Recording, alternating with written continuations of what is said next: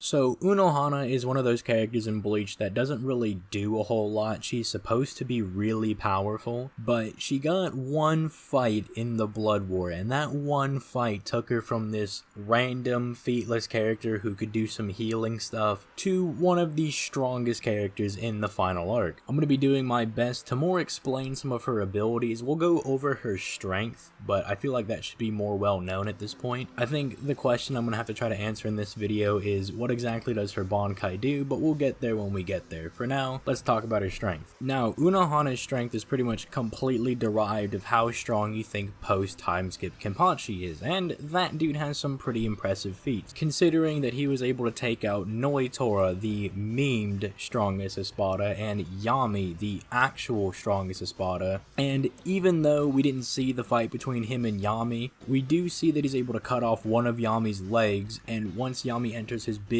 mean rage form, we see that he has a giant cut going down his body, and unless Byakuya got some giant Senbon Sakura sword and just split that dude down, I think it's more likely that Kenpachi was the one who caused that wound. Then, during the time skip, which is something that people aren't very aware of, in the events of the novel, The Spirits Are Forever With You, Kenpachi fights an Arrancar by the name of Sion Grants, who is stated by Uryu to have the same spiritual pressure as Full Hollow Ichigo, the one that fought Ukiura. So even if you don't think that Kenpachi is above all of the Espada now, he's fighting the Full Hollow version of Ichigo who beat up Segunda Etapa Ukiura, and even further on top of that, Kenpachi Asajiro was watching the fight the entire time and was like, oh, both of you are fodder, and Kenpachi just rolls up on that dude and smacks him up real quick. But what is impressive is Kenpachi beats 3 Sternritter at the beginning of the war, where most captains weren't able to beat 1 Sternritter. Granted, that was because they were having their Bankai stolen and weren't really ready to be fighting their Bankais with their Shikais, and not every Sternritter is the same strength, but it's still an impressive feat nonetheless, especially if we get something in the future for them. Then, that Kenpachi goes to fight Unohana, and Unohana kills him numerous times to the point where Kenpachi doesn't even know how many times he's lost consciousness, meaning Unohana has killed this Kenpachi, who is actually getting stronger with every time he comes back, numerous times to the point where she then has to use her Bankai against Kenpachi, and then continues to keep killing him again. So Unohana herself is like unquantifiably higher than all of like the Espada characters and a lot of these Sternritters. Now, she does say that she is the strongest in the middle of her battle with Kenpachi, and some people have taken that statement to mean that, well, Unohana is stronger than Yamamoto or something, or she's stronger than all of the Zero Squad members, which, first and foremost, if she was stronger than the Zero Squad members by this statement, why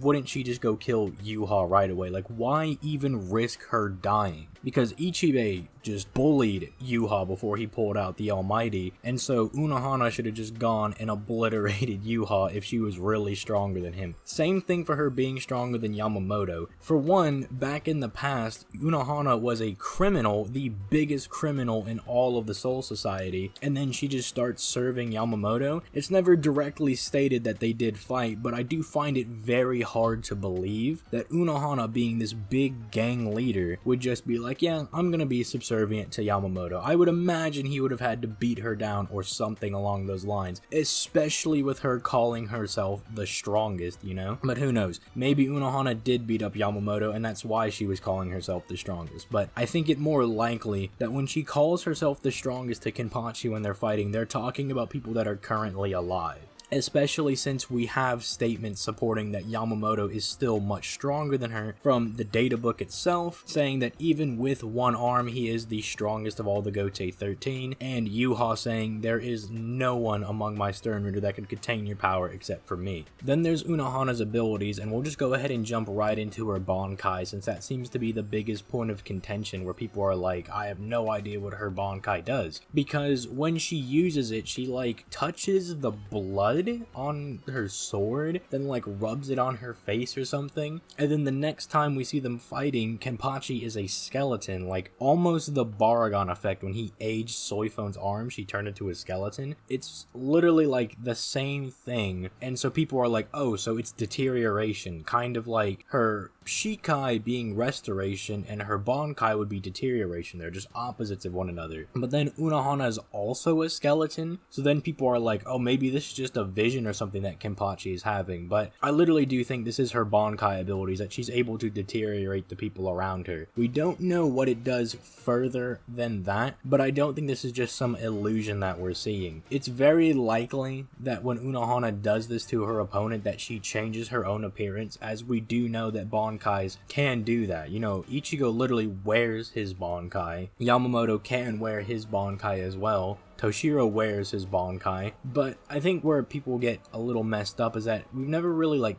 seen it this bad, if you know what I mean, where Unohana doesn't even look like she's alive anymore. And so I can see why people would kind of question if this is her Bankai ability, but it would have to be some form of deterioration, because Kenpachi, we literally see his body just turning into skeleton until nothing remains. She's also a proclaimed Kido master, and it really does show, because Hiyori was cut in half, and Unohana didn't arrive until Ichigo arrived, and basically she just said, look, I've healed Hiyori perfectly. If she has the will to live, she will continue living. If she just wants to die, well, I did my job perfectly. Like, it's not as good as Orihime bringing Melanie back to life, but it's pretty close. Like, Hiyori was close to death, and Unohana brought her back. Then there's also the fact that every time we see Unohana in, like, other media, like filler or games, she's always seen showing all these, like, high-level Kidos just all over the place, because nobody has any idea what to do with Unohana, because they're like, in the final arc, she's a maniac with the Bankai and her sword and everything, but before that, the nice Unohana, they're like,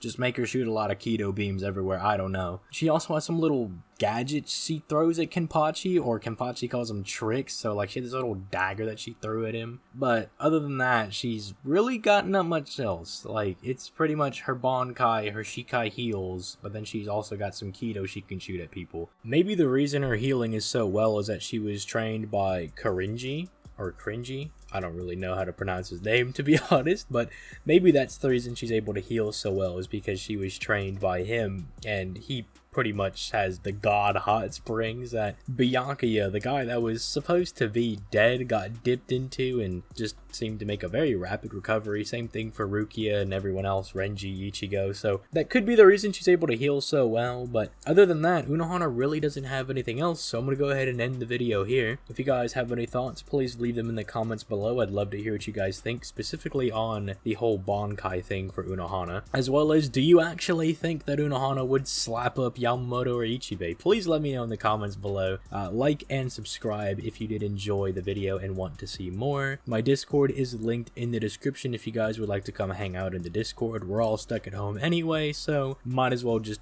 group up and, you know, do whatever with each other. I don't know. But with that being said, I'm gonna go ahead and get out of here. You guys have yourselves a nice day. If you do not drink your water, I will come out of your closet and I will smash you with a baseball bat. I swear to God. Wash your hands.